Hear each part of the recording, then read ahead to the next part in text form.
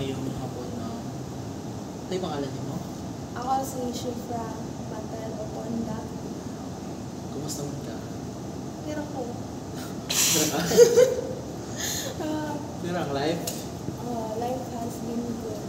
Difficult pero overall good. So wala na mga difficult face ka ron?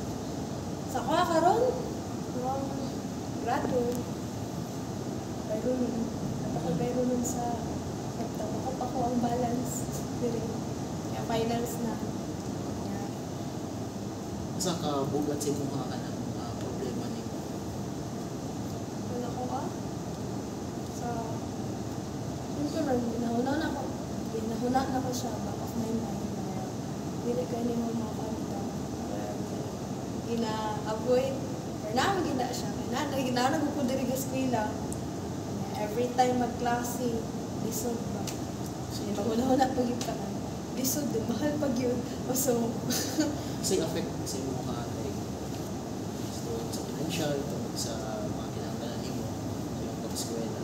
ako actually like wala man kayo di man ka siya pati po sa akong family sa akong parents wala kayo nila gina-feel bitaw na kailangan nila or kulang ang money especially sa mga mama sa mga school sa mga pero wala siya okay sige man pero ma-feel gud na ako by 9 times na ma-share sa sakuan na tanang kayo o kanang bitaw utangan o na kailangan bayron ma-feel na ako bitaw ang burden kailangan ko tabang so to sure In terms sa grado, nakuha siya ka-affect ito like sa financial nimo like dako yun dali mo na itong earned scholar ko po last year or last sem so nakatabang ko siya gamay then dapat ko yung scholarship ko sa China so like makaingon ko nakatabang ko sa mga pamilya ko at the moment nagod ko ito na time ko graduate ako mga kuya mo so ako gid siya ka internship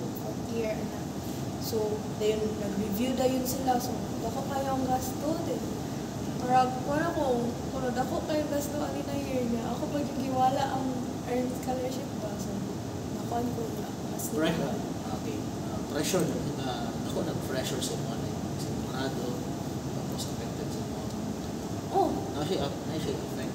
so siya effect dapat you have to do your best good para maintain ang grado hindi ako karon na murang na discourage na naman kulangan na ng motivation tinapulan na ng tuon ano na pressure pero kabalo ko na dapat kumutuon para mataas akong grado pero wala ko yung motivation ana Pero kabalo ka kung saan yung pag-handle ng mga problema.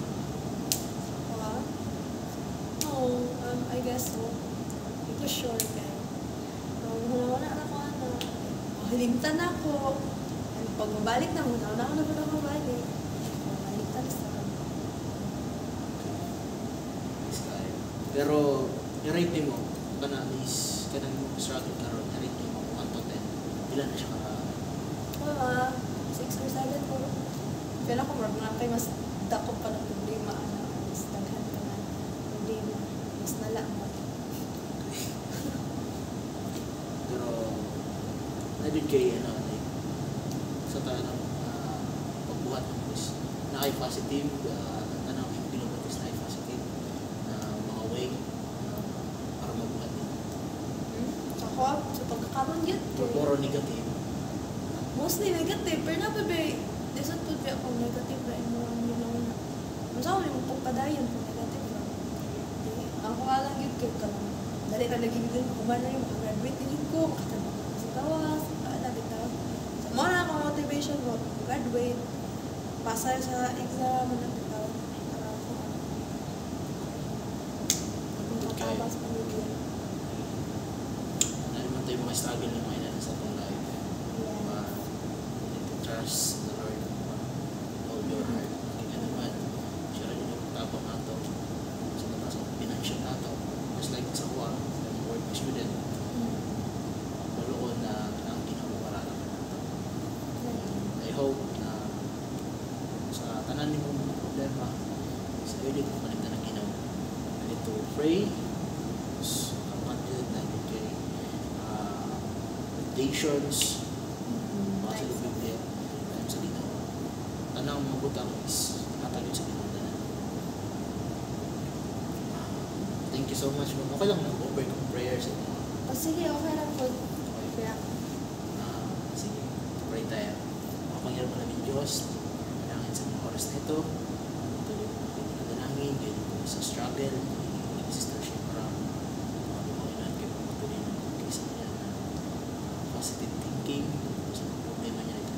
At pasan kayo po yung Diyos sa mga financial at ganyan po sa pressure niya sa mga marriage ko. Tuloy na mag-isa niya at talimuhan. Tuloy na magbigay ng mga pangailangan sa mga karamay mo sa mga pamilya na tuloy sa mga tarapin sa mga Panginoon kayo patuloy mo muna Spirit ang siyang patuloy na mag-isa ng katalinuhan ito ang aming dalaman sa mga ni Jesus. Amen. Amen. Thank you. Thank you po.